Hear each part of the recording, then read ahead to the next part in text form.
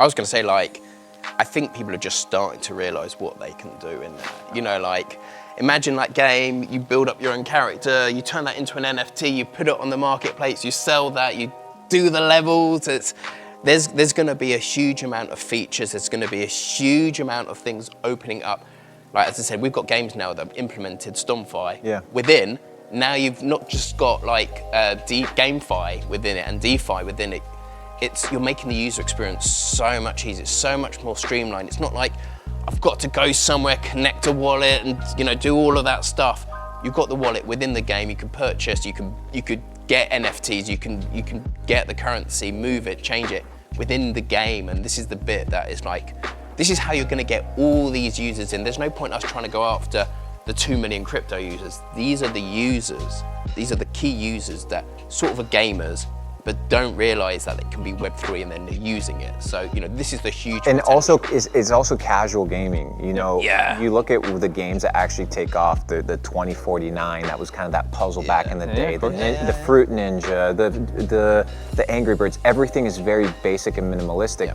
People just want the experience. They don't care about where that experience is being hosted as long as it's smooth. Yeah. Right? You look at Maze Runner. Now there's actual projects on Ton that are launching that have the Maze Runner feature, right? Where your collection of tokens is you doing the entire experience. So it's now more than just the mindless tapping. Now people are getting more creative because they realize that's bare bone base level. Now people are like, okay, I'm getting excited.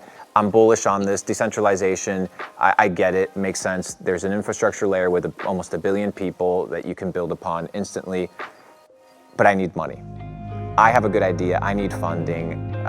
Where do I look? Who do I look for? How do I position myself? How do I present myself? Maybe I'm introverted, maybe I'm extroverted, I'm not a tech guy, but I have really good ideas, I'm a marketer. Maybe I'm a nerd, I'm behind the laptop, but I don't know how to piece this together to take it to market. What's the advice? What are the thoughts for the community? I think it's really like three or four things. I'll go through them one by one. Please.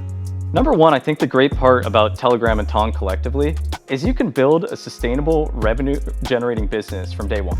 You can get customer traffic with Telegram ads. You can get listed on the Telegram App Center, which I think in the last 4 months had 22 million app starts.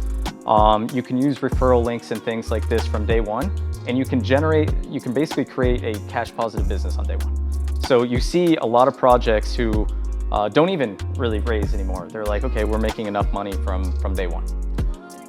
So that's the journey a lot of folks have taken. You also see people saying like, hey, we're way earlier on the getting ourselves to market, our MVP, and maybe we need some grant funding to make that decision make sense, right? Because in many ways, being a founder is completely irrational. So having like some amount of grant funding to make that decision a little bit more rational is something like the foundation has been doing, and they did some acceleration efforts as part of that.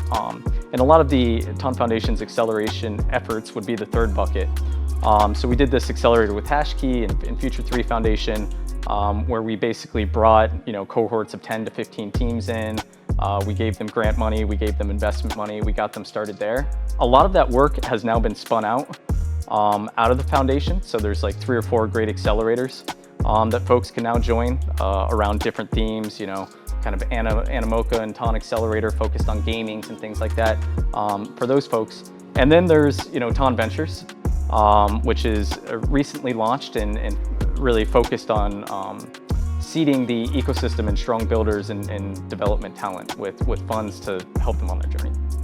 There's also the hackathons as well. Yep. We had big hackathons, I think 1,200 projects entered. We've got Ton Society, and this is Ton Society, these are the local hubs. You go along there, instead of, go along there, talk to people, show them your ideas, that gets passed around. That's really good. Yeah, I was talking about this with some of the board at Ton, and we were talking about, I have a big entrepreneur community. Mm-hmm. Yeah. But they're not the devs. They're not the people that understand how the smart contract works, or they're not necessarily behind the computer. They're on the marketing side, they're more on the business development side. So I encourage them, hey, go to these hackathons, go to these events, even though it might be outside of your profile. That's where you want to go, because you want to find somebody that synergizes with a profile that you're not fit.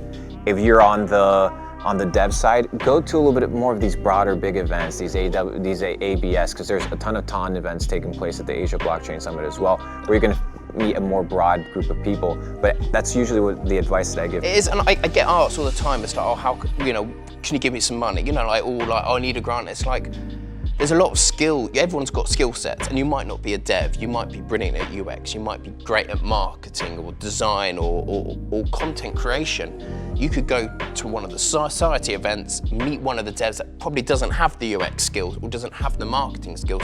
Maybe start working, learn how all of this stuff works. Then you're like, oh look, I work with this game, and then you start building up. And I'm seeing this a lot now. What's really, really cool in crypto, and I've been in banking for nearly 20 years, all of these crypto projects have people from the community that are now working out there. Yes. It's like, I can't imagine like working, you know, in a banking community and then working actually at the bank. You know, the step is so difficult to get in. With crypto, we see, you know, especially at Stonefire, you know, I've got community mods, I've got loads of people that have been in the community, and then they've come in, or like we've said, look, this guy's in our community, and we know, like, does he want to work for like this Ton project or this project that we've seen in there? Crypto, Telegram, Ton, everything is giving us real options. So you're not just investing and then forgetting about it. You can really get involved, and I feel that's where value, and that's where you really have value. I agree Yeah. fully with that. You know, I resonate with what you say there, because crypto is what I tell people is the path of least resistance with potentially the highest upside. Yeah. Because you can start as just somebody who's positive inside the community, and you'd be surprised you'll be offered a job Yeah. just by being positive and being around. That's how crypto works, because your ability to access founders, you'll see these projects, right? You open up the Tonkeeper app and you look at all the apps. You're like, wow, these must be all fully developed, fully built out teams. No, they still need help. Like, people here are still real humans. They're still looking for hires.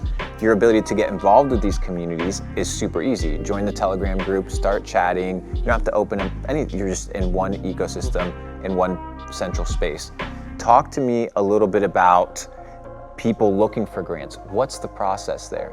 How do they position themselves? What is it that, not necessarily even just Ton grants, but just VCs in general, because it's still a big point of conversation. How do you position yourself? I think let's just make it getting funds more generally. Yeah, let's do that. And say that that's grants and investment. You want to be utilizing the design space that is unique to Ton and Telegram, right? So, you know, I'm also love Solana great as well, right? One thing that they did was really cool is, you know, they had this low latency, low cost blockchain, right? And this opened up all this interesting design space. And one of those, you know, spaces was doing central limit order books on chain. And it was the first time that you could do this on a blockchain because of like how their architecture worked and like all that, right? And Ton and Telegram's like value proposition is different. Now it's about like, okay, how do we use the social graph of Telegram? Okay, we're doing this like virality stuff with ref links. That's interesting. Where do we go next? Okay, Telegram is inherently a private social graph, right? Whereas Telegram or Twitter is a public social graph. How do we take the private social graph of Telegram and actually make it more public so you can like monetize it in different ways? So basically, you wanna look at the teams that are exploring this unique design space to Ton and Telegram, and those are the teams that most often get backed with grants or outside investment and these type of things. And I do think that you look at a lot of the projects, you know, Stonefire and what Cadison is doing and TapSwap, and these guys are exploring design space that has not been explored before. And that's unique and it's powerful and it gets funded.